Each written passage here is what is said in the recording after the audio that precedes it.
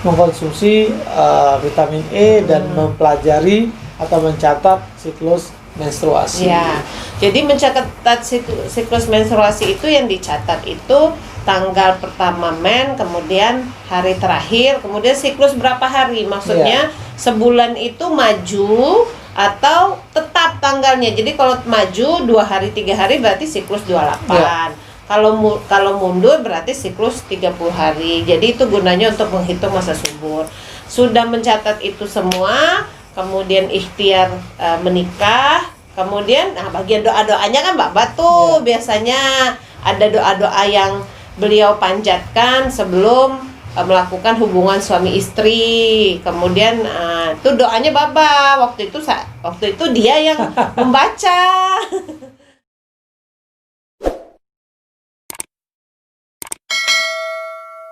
Assalamualaikum warahmatullahi wabarakatuh. Alhamdulillah, wassalatu wassalamu rasulillah.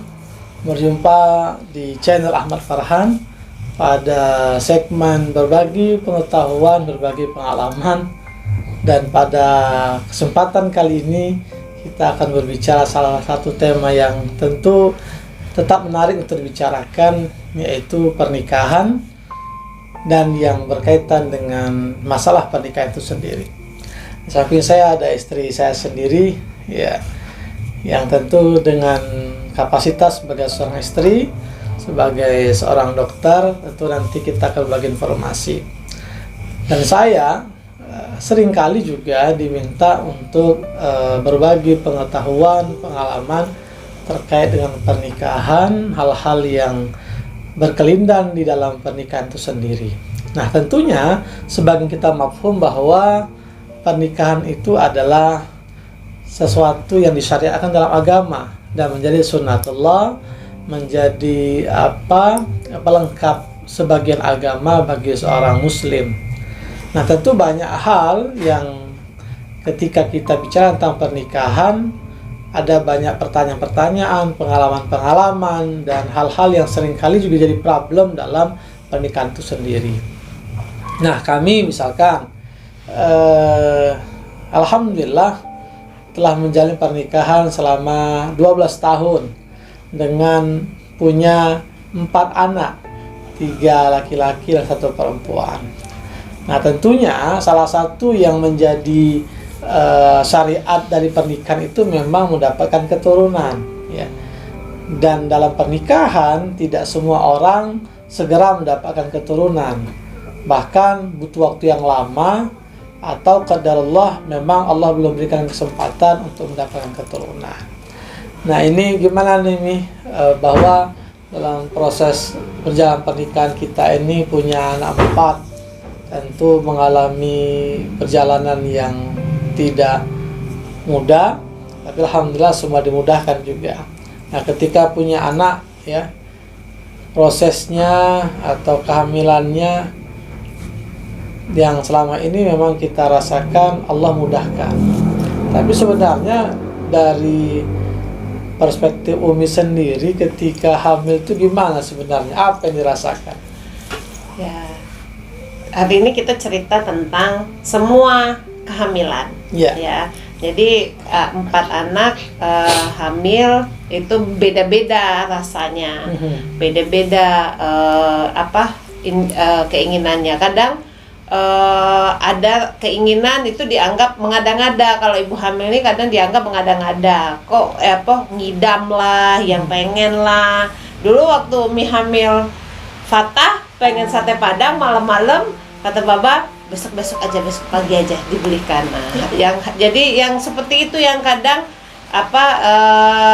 dianggap mengada-ngada. Jadi kalau sebelum hamil namanya menikah pasti pengen punya keturunan. Apakah ada rasa takut nggak bisa hamil? Ada, pasti ada rasa takut. Cuman sebelum Umi menikah, Umi sudah konsumsi vitamin E. Jadi beberapa bulan sebelum menikah sudah konsumsi vitamin E. Kemudian setelah konsumsi vitamin E, Umi mencatat siklus menstruasi. Jadi Umi catat minimal 3 bulan sebelum kehamilan itu Umi catat tanggal berapa Umi tanggal berapa Umi berakhir menstruasi. Ya, jadi bagi yang akan menikah ada informasi di awal untuk ikhtiar sebagai pengalaman dan pengetahuan pra pernikahan bagi seorang perempuan calon istri ketika akan menikah pada saat nanti. Nah, pertama tadi mulai mengkonsumsi vitamin E. Iya, karena kadang-kadang menganggap bahwa pernikahan itu akan mengalir apa adanya, tapi tidak direncanakan sebelum-sebelumnya bahwa setelah menikah pasti ditanya orang tentang apa kok udah hamil belum, udah isi belum, kayak gitu. Jadi menganggap bahwa itu nanti akan mengalir sendirinya. Jadi seharusnya sebelum menikah biasanya kan rata-rata sudah tahu duluan kalau nak nikah tuh misalnya 3 bulan sebelumnya udah prepare kan. Jadi selain prepare weddingnya, pre-wednya, pesta-pestanya, secara fisik pun si istri dan si calon istri dan calon suami juga harus siap-siap dari segi fisik dalam dan luar. Ya, jadi tadi minum vitamin E, kemudian mempelajari kembali siklus menstruasi sehingga nanti bisa dikalkulasi kapan terakhir kapan nanti dia masa subur. Dan ini penting informasi ini biar ini bagian dari catatan dan informasi. Ternyata butuh juga pengetahuan bagaimana upaya untuk nanti mendapatkan kehamilan ketika sudah berjalan pernikahan itu sendiri. Karena memang ada yang cepat, ada yang mudah, harus ada ikhtiar luar biasa. Ada yang bahasa orang itu sekali dilangkai saya jadi, tapi kan tidak semua. Nah, ternyata penting itu mengkonsumsi vitamin E dan mempelajari atau mencatat siklus menstruasi. Ya, jadi mencatat siklus menstruasi itu yang dicatat itu tanggal pertama kemudian hari terakhir, kemudian siklus berapa hari, maksudnya sebulan itu maju atau tetap tanggalnya. Jadi kalau maju 2 hari 3 hari berarti siklus 28. Kalau mundur berarti siklus 30 hari. Jadi itu gunanya untuk menghitung masa subur. Sudah mencatat itu semua, kemudian ikhtiar menikah, kemudian bagian doa-doanya kan Mbak Batu biasanya ada doa-doa yang beliau panjatkan sebelum melakukan hubungan suami istri. Kemudian itu doanya Baba waktu itu dia yang membaca. Itu. Ya, untuk doa-doa nanti bisa dicek juga, ada beberapa doa yang bisa dibaca jadi amalia sebagai ikhtiar. Ya, ikhtiar untuk mendapatkan kehamilan. Lagi-lagi masing-masing pihak suami atau istri harus saling melengkapi ikhtiarnya. Karena namanya ikhtiar itu kan berharap Allah mudahkan, Allah berikan kepercayaan dengan mendapatkan keturunan. Nah, ketika sampai kemudian proses kehamilan, apakah memang akan ada perubahan-perubahan perasaan atau kondisi psikologis seorang istri itu ketika hamil dengan kondisinya begini, yang awalnya tidak mudah marah, ternyata mudah marah, yang dulu awalnya nggak manja menjadi lebih manja, dan seterusnya. Apa sebenarnya itu dirasakan Umi ketika kehamilan Abang Fakih pertama kali? Karena kehamilan pertama untuk mendapat anak pertama. Kalau dulu waktu tahu positif, kalau dulu nggak ada sebelum positif nggak ada rasa apa-apa. Kemudian ketika sudah tahu positif biasanya yang awalnya nggak mual jadi mual. Kalau sudah tahu positif, yang awalnya nggak pengen sesuatu jadi pengen sesuatu. Tapi memang begitulah, mungkin sudah sunatullahnya seperti itu. Tapi Umi alhamdulillah kalau hamil 4 anak kan Bapak tahu nggak ada mual, makan seperti biasa. Paling ini kalau Abang dulu nggak bisa cium bau tumis bawang awal-awal kehamilan itu memang tidak mengada-ngada. Jadi apalagi untuk yang tinggal di rumah mertua, jadi tolong maklumi ketika dia tinggal di tempat mertua ada ibu hamil yang nggak bisa cium bau nasi lagi dimasak, nggak bisa cium bawang lagi ditumis kayak gitu. Dia langsung mual, langsung ngangkat, langsung muntah. Jadi nggak ada, bukan dibuat-buat. Waktu Abang Fakih dulu ngerasain itu, jadi langsung nutup pintu, nggak bisa bau yang kayak gitu-gitu. Kemudian nggak mau makan, ada yang kayak nggak mau makan. Dulu kalau Abang Fakih dulu pengennya cuman makan sate Padang. Bahwa kehamilan yang dialami oleh istri ini begitu mudah, ya, prosesnya mudah, perjalanan mudah, walaupun ya, kita juga meyakini kasus-kasus kehamilan atau dialami setiap istri itu tidak sama. Ada yang mudah sekali bapernya, ada yang mudah sekali merajutnya, ada yang mudah sekali tersinggungnya. Nah, tapi apa yang dirasakan oleh Umi ini, istri ini, ya mudah lah, karena ini pengalaman kita baik kehamilan, karena meskipun hamil berjalan aktivitas pagi sebagai tenaga kesehatan di puskesmas, juga malamnya praktek, dan praktek itu tentu butuh tenaga. Biasanya ada orang yang ketika hamil berubah siklus aktivitasnya, lebih mudah males, capek, dan seterusnya. Lagi-lagi ini memang tergantung kepada pengalaman-pengalaman seorang istri ketika mengalami kehamilan. Nah, apa kemudian setiap istri atau setiap wanita yang hamil itu nanti akan mengalami ngidam? Kalau ngidam, ya sebenarnya kalau ngidam itu tidak ibu hamil juga pasti ada keinginan sesuatu yang ingin dimakan. Cuman karena dia lagi hamil, jadi sepertinya tanda kutip wajib untuk diikuti keinginannya itu. Pengen makan sesuatu, pengen, kalau dulu waktu hamil Abang Fakih pengennya itu makan es yang ada es serutnya tinggi gitu kan, disiram yang merah-merah gulanya itu, terus yang dibawa yang dibungkus dalam plastik. Nah jadi nggak sama ekspektasinya. Kadang tuh sudah melihat aja sudah jadilah kalau ibu hamil tuh dimakannya juga hanya sedikit, hanya atau beberapa. Selama ini kita dapatkan pengalaman yang lain, mungkin seakan-akan apa yang diidamkan istri ketika hamil itu ya wajib dipenuhi. Bahkan kata orang tua dulu, ya ini juga tidak selamanya benar, akan berpengaruh nanti ketika apa yang dijadikan idam-idaman seorang istri tapi tak terpenuhi oleh seorang suami. Lagi-lagi kasuistik dan tidak juga mutlak. Nah, karena pengalaman-pengalaman terkait kehamilan setiap keluarga itu berbeda. Hanya saja kita akan berbagi yang menjadi pengalaman kita, ternyata memang harus saling memahami. Seorang suami juga harus memahami bagaimana ketika istri dalam posisi hamil, atau istri pun juga harus mengerti meskipun dia hamil melihat kondisi suami. Bila kemudian meringankan, kadang ada rumah tangga itu malah kehamilan yang harusnya menjadi kebahagiaan tidak sedikit malah menjadi persoalan karena tidak bisa saling memahami. Ya, ketika berada pada posisi seperti ini kan, ya kita harus saling mengingatkan, ya. Ketika capek ya diingatkan, ketika sedang marah diingatkan, ketika ada hal yang mendapatkan juga diingatkan. Ya, karena ibu hamil tuh ada perubahan-perubahan hormon.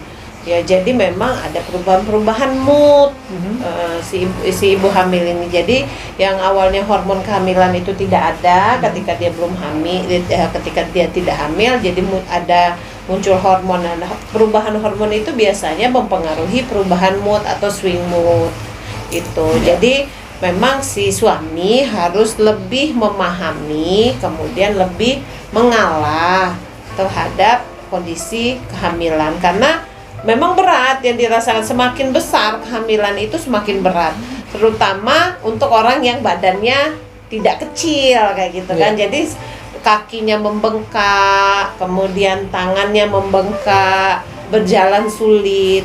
Semakin besar, tidur di kanan salah, tidur di kiri salah, tidur terlentang sesak kayak gitu. Jadi ya hal-hal seperti itu yang mungkin harus dipahami dan dirasakan oleh sang suami. Kemudian tangannya mulai kram-kram, kakinya kram malam-malam, kemudian pinggangnya sakit karena ada proses pembentukan tulang dan gigi janin, maka ada proses mengambil kalsium dari si ibu. Nah, hal-hal seperti itu dirasakan biasanya oleh ibu hamil. Jadi ada perubahan-perubahan karena setiap bulan hamilnya semakin besar akan ada perubahan-perubahan yang dirasakan oleh si ibu hamil. Gitu.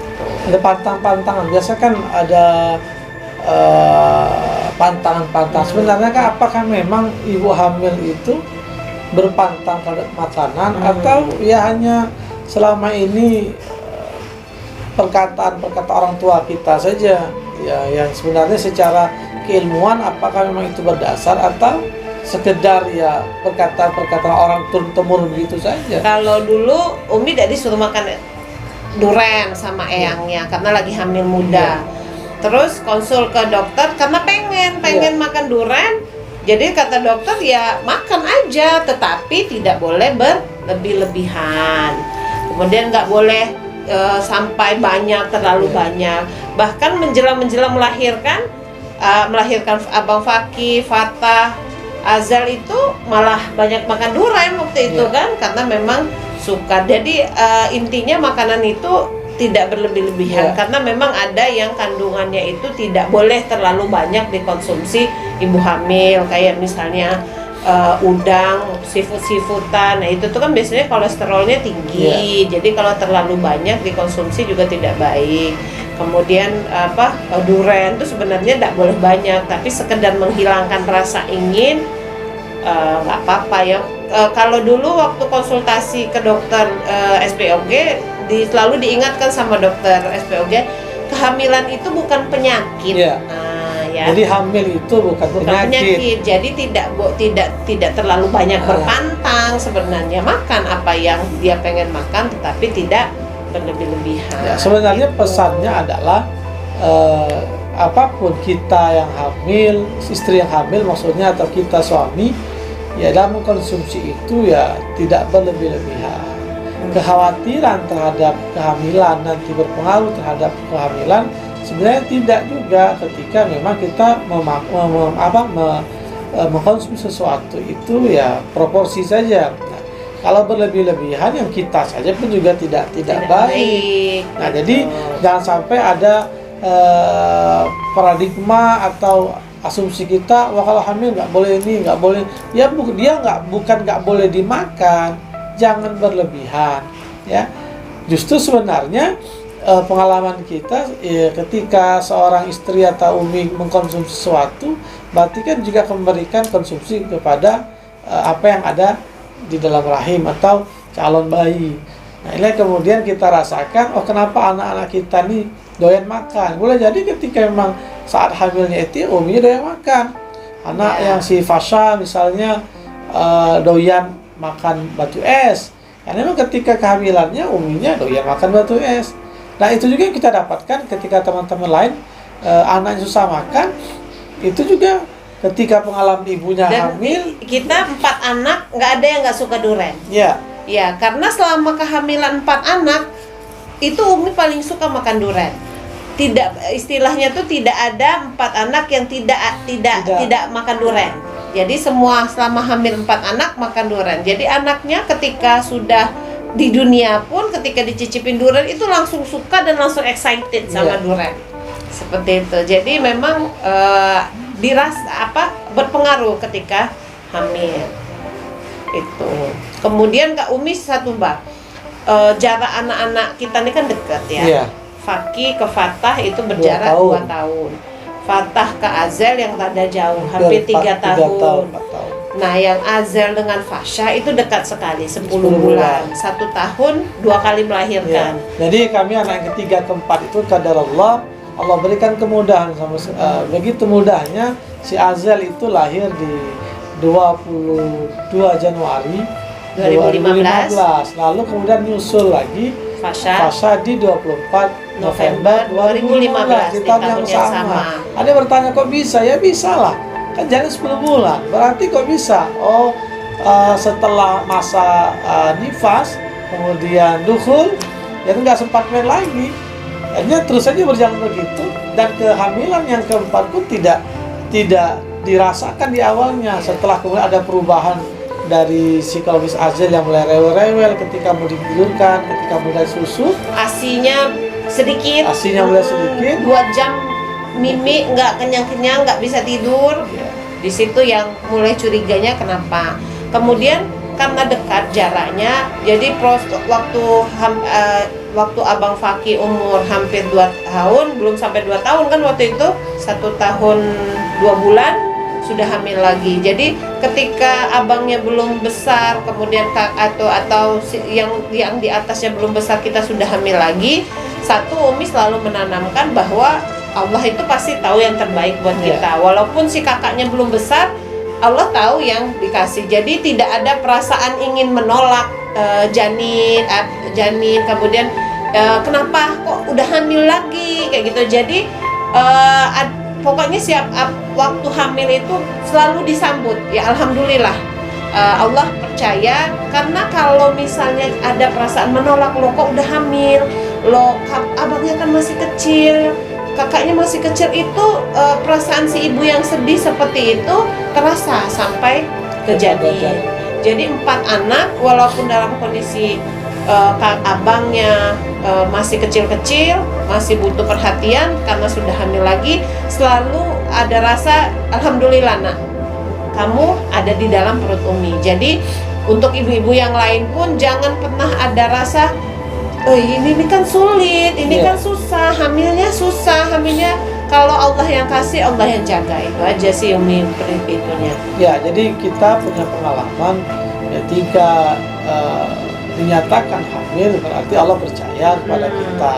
Meskipun jaraknya di awal itu kelihatan dekat, tentu kita juga mesti yakin betapa ini adalah amanah.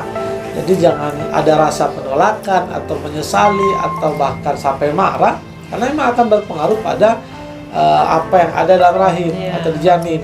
Sehingga kita menikmati saja, dijalani. Ya, sebenarnya sulit tidaknya itu kan relatif, tergantung bagaimana kita merespon apa yang terjadi dan bagaimana kita sama-sama mau mensikapinya, berjuang bersama-sama ketika diberikan kepercayaan amanah ini. Alhamdulillah dengan prosesnya ya baik-baik saja. Bahkan Azel itu hamilnya masih ada alat kontrasepsi dalam rahim. Jadi nggak tahu hamil. Rencana itu Umi mau buka alat kontrasepsinya IUD itu setelah Ramadan, ya Mbak ya. Waktu itu setelah Ramadan. Ternyata belum sempat Ramadan kok nggak halangan ngeflag. Tapi Umi pikir itu halangan. Tapi kok cuma 1 hari. Kemudian nggak lagi halangan. Ternyata waktu dicek itu kita sudah hamil. Umi sudah hamil. Nah, dalam kondisi yang IUD masih di dalam rahim waktu itu. Jadi memang IUD-nya itu yang alat yang ditanam selama ini, kontrasepsi untuk menunda kehamilan. Itu ternyata juga qadarullah jebol karena ini kan manusia yang buat. Ikhtiar manusia untuk menunda. Tapi ketika Allah sudah mengatakan fa iza arsya'na yaqul kun fayakun, dan berlaku takdir itu, ternyata ya Allah berikan. Makanya tadi proses yang keempat itu begitu cepat rasanya, ya. Mbak Azel baru berapa bulan, kemudian sudah ada perubahan psikologisnya, mulai susah tidurnya, cepat hausnya. Ternyata sudah punya bakal adik dalam perutnya. Dan itu sudah setelah dikonsultasi ke dokter sudah berjalan berapa minggu. Ya, yang waktu Azel itu ketika dicek, oh ini sudah hamil kata dokter. Waktu itu dokter Dempsey, oh ini sudah hamil kata dokter. Terus saya tanya, dok itu IUD-nya di mana? IUD itu persis sebelah janin. Nah, jadi persis sebelah janin. Ibaratnya kalau misalnya mau say hi, janinnya itu bisa say hi, ngapain IUD kamu di sini, aku udah ada di sini, seperti itu kan. Jadi kata dokter, ini IUD-nya persis di sebelahnya. Kemudian waktu hamil 4 bulan ya, Mbak. Hamil Azel 4 bulan, pendarahan hebat.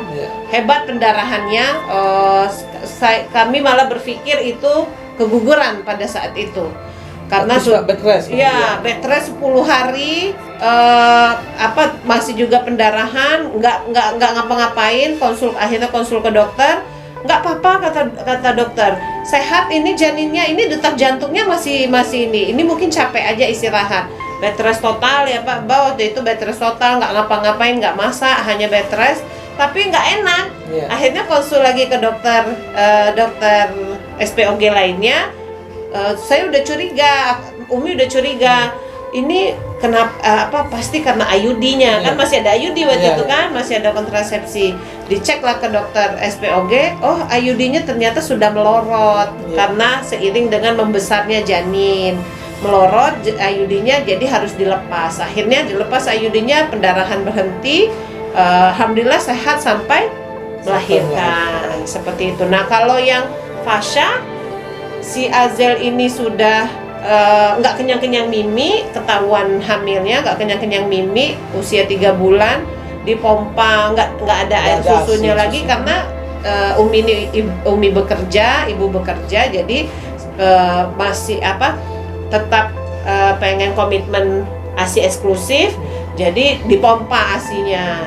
Awal-awalnya dapat banyak, makin kesini kok apa pompanya yang rusak, beli pompa baru malah nggak keluar ASI waktu itu kan.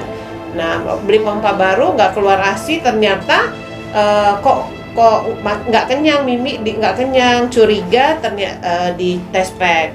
Dan waktu diperiksa ke dokter kandungan, si Azel ayunya 4 bulan, usia kehamilannya sudah 3 bulan. Seperti itu.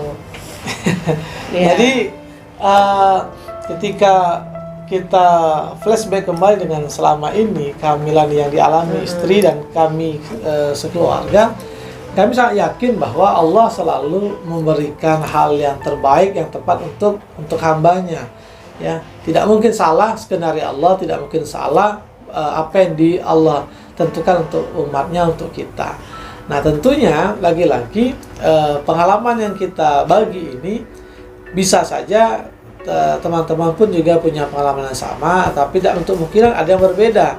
Nah, apa yang kira-kira bisa menjadi pelajaran, silakan saja dijadikan catatan. Siapa tahu nanti ketika ada proses kehamilan akan mengalami hal yang serupa, perasaan-perasaan, kondisi-kondisi psikologis atau yang ditemukan dalam proses kehamilan itu sendiri, biar tidak kagok atau merasa kenapa begini ketika hamil, kok nggak begitu atau nggak seperti orang lain dan seterusnya. Karena setiap rumah, setiap kehamilan akan berbeda ceritanya. Nah, akan berbeda ceritanya. Kehamilan pertama itu akan berbeda cerita dengan kehamilan kedua, kehamilan ketiga, dan kehamilan berikutnya. Jadi ceritanya beda-beda. Nah, moodnya juga beda-beda.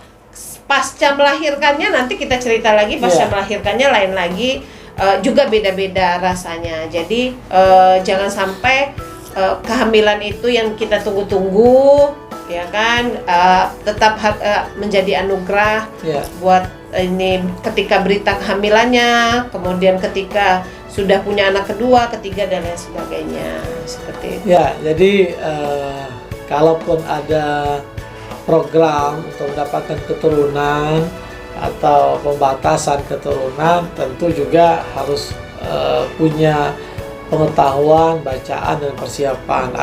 Dan kayaknya ada Mbak, jangan pernah ngomong kayaknya belum sanggup ketika di awal-awal pernikahan. Jangan pernah jangan ngomong kayaknya belum sanggup punya anak segera. Nantilah lagi sibuk, nanti kalau sudah sekian baru fokus, setelah fokus selesai baru sekian. Karena pengalaman kita dapatkan juga ada teman pokoknya kita sekasinya sedekasi Allah aja. Jangan sampai kemudian seolah kita menunda atau menolak karena alasan sibuk kerja atau belum siap, akhirnya nanti benar-benar nggak dapat atau belum dapat. Oleh karenanya pokoknya kalau Allah kasih, alhamdulillah, belum juga ikhtiar lanjut juga. Ala kulli hal, karena memang setiap orang yang menikah tentu normalnya sunnatullah pengen mendapatkan keturunan, karena itulah syariat dari pernikahan itu, bahwa dengan pernikahan diharapkan ada nanti keturunan, ada garis keturunan yang akan melanjutkan kita di masa akan datang. Tentu sangat naif ketika berumah tangga tapi tidak mau punya keturunan. Bahkan ada orang saking pengennya belum dikasih, dia ikhtiarnya luar biasa. Pokoknya sebisa mungkin ada kesempatan dia lakukan, ada berapa biaya akan dia keluarkan, yang penting dia dapat keturunan. Dan yang pasti keturunan ini hak prerogatifnya Allah. Ada orang yang dikasih cepat, ada orang yang dikasih lambat, kemudian ada orang yang dikasih banyak, ada orang yang dikasih sedikit. Nah, itu haknya Allah mau memberi berapa. Mau memberi berapa, mau memberi kapan. tugasnya kita cuman meminta. Ya. Gitu. Minta dan usaha, ya tentunya. Minta dan usaha, bener. Mintanya baik-baik, usahanya baik-baik. Oleh karenanya, sobat dimanapun berada, ini berbagi pengetahuan, berbagi pengalaman. Satu lagi, Bang. Iya. Kalau abis nikah, bolehlah sebulan pertama ditanya, udah isi belum? Tapi kalau sudah 3 bulan, 4 bulan, nggak usah ditanya-tanya lagi. Iya. Itu jadi beban loh buat secara teman. psikologis seorang istri pun akan tertekan. Iya, benar. Jadi jangan selalu ditanyakan, jangan. Kalau sebulan pertama ketemu teman habis menikah, pengantin baru, gimana? Udah isi, boleh sekali. Tapi kalau 2 bulan, 3 bulan terlihat belum ada tanda-tanda, nggak usah ditanya-tanya. Itu jadi beban buat pasangan tersebut. Biarlah mereka mengalir dengan apa adanya. Ya, apa kemudian misalkan setelah sekian bulan, apa memang ada sebaiknya, ya sebagai informasi kepada sobat dan teman-teman, ketika pada perjalanan sekian bulan atau sampai 1 tahun baru perlu konsultasi secara medis misalkan. Kalau dari bacaan yang Umi baca, kalau misalnya setelah menikah 1 tahun berhubungan secara rutin, suami berhubungan suami istri secara rutin, tetapi belum terjadi kehamilan, setelah 1 tahun baru boleh berkonsultasi ke dokter. Jadi itu mungkin masuk kategori infertil atau lambat, jadi bisa segera berkonsultasi dengan dokter. Kalau sebelum setahun itu mau minum produk-produk herbal, tapi hati-hati juga kan boleh. Misalnya kata vitamin E, susu kehamilan yang walaupun belum hamil udah minum boleh. Hal-hal yang seperti itu boleh diusahakan seperti itu. Tetapi mungkin yang terpenting kita mengetahui siklus menstruasi. Kemudian tahu masa subur, tahu kapan sebaiknya berhubungan. Ada beberapa kawan yang waktu dia baru-baru menikah, Umi ajarkan cara menghitung siklus masa subur, kemudian sebaiknya berhubungannya kapan dari siklus masa subur tersebut. Alhamdulillah jadi ya, Bah. Pada Allah juga, jadi pengetahuan itu disampaikan, lalu ada doa juga yang diselipkan. Ya, kalau doa bagian beliau. Kemudian dilanjutkan, ya ketika Allah memang sudah nanti menghendaki, insya Allah semua akan diberikan pada saatnya, pada waktunya. Nah, demikian untuk kita bincang-bincang kali ini, bicara tentang kehamilan, pengalaman kita yang alhamdulillah diberikan kepercayaan dengan 4 anak. Yang pertama sekarang sudah 11 tahun kelas 5, lalu 9 tahun kelas 3, kemudian 6 tahun dan 5 tahun yang masih di TK. Semoga teman-teman juga yang sedang berumah tangga, yang baru menjalani masa rumah tangga, yang sudah punya keturunan, alhamdulillah ini amanah. Yang belum, tetap berikhtiar dan minta kepadanya. Kalaupun sudah dikasih nanti, ya nikmati saja, jalani saja sebaiknya. Jangan terlalu banyak berkeluh kesah, jangan terlalu banyak mengikuti perasaan semata. Tapi nikmati semua itu, yakinlah ketika Allah sudah memberikan kepercayaan, di situ ada kebaikan. Terima kasih untuk kita hari ini bincang-bincang. Saya Farhan dan Umi. Ya, mudah-mudahan bermanfaat. Assalamualaikum warahmatullahi wabarakatuh. Waalaikumsalam.